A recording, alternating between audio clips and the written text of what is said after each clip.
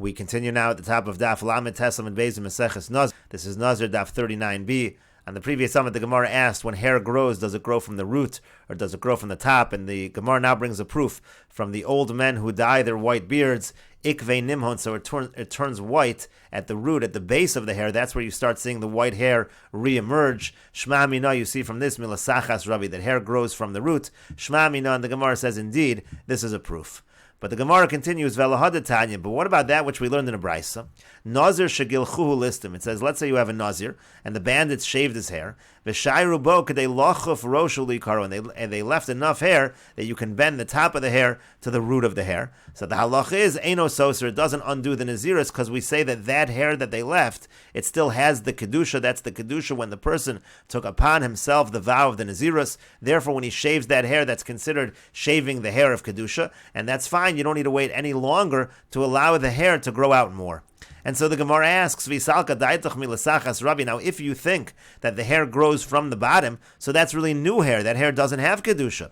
So Lister, so really shaving the hair in that manner should undo the Naziris, and the person should have to regrow the hair. The Nazir should have to regrow the hair.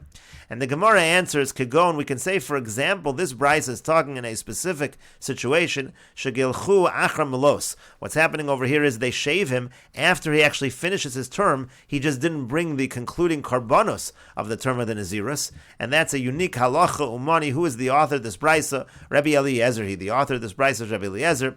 D'Amar, because Rabbi Eliezer says, Kol achar melos zayin soser, that if you have a situation where the person shaves after the term is completed, so then it undoes 7 of the days. The person has to count 7 more days. My time with Rabbi Eliezer, and the Gemara says, what's the reason of Rabbi Eliezer? Why is this the case?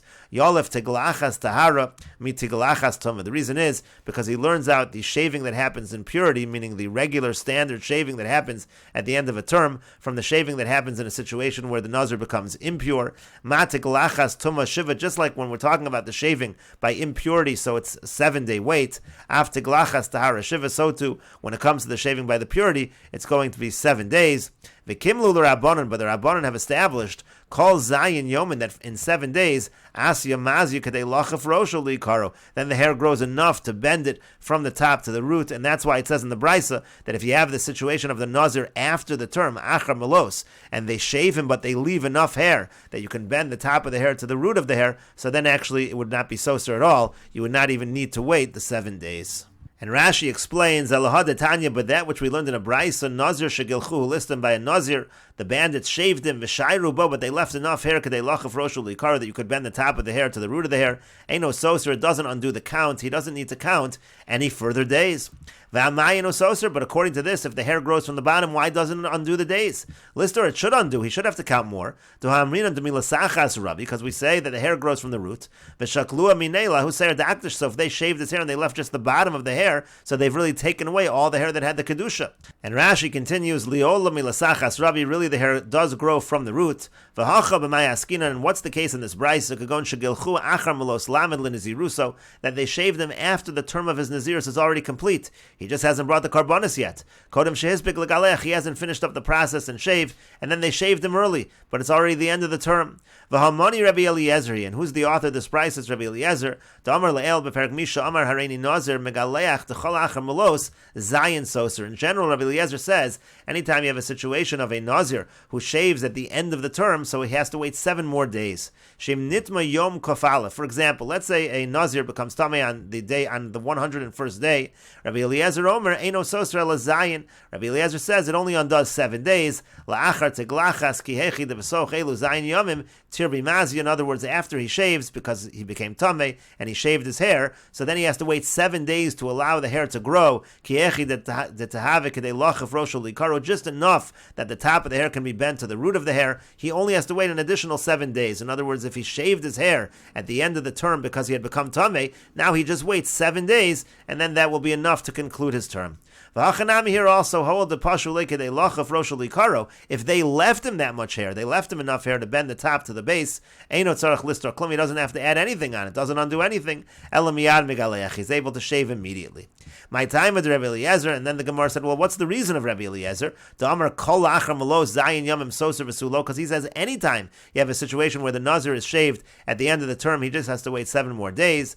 Bishloma ki nitma lachar malos. And I understand when he becomes tamei at the end of the term, like we just said above, the Soser Zayin Keneged Zayin Yomim Shemona Behen Gimel V'Zayin U'Megalech B'Shvi. There he's got to wait 7 days because it's a 7-day purification process. He gets sprinkled on the 3rd and 7th day, shaves on the 7th day. That we understand. It says again, you sprinkle the 3rd and 7th day, shaves the 7 days. It says they shave him on the 7th day. There I understand what the waiting of 7 days is. And so the Gemara said, no, we compare the two. Just like after the Nazir becomes Tameh, he shaves after 7 days. Like I explained above, so too, when it comes to the regular shaving at the end of the term, again, if he gets shaved at the conclusion of the term, he only has to count an additional 7 days after that shaving,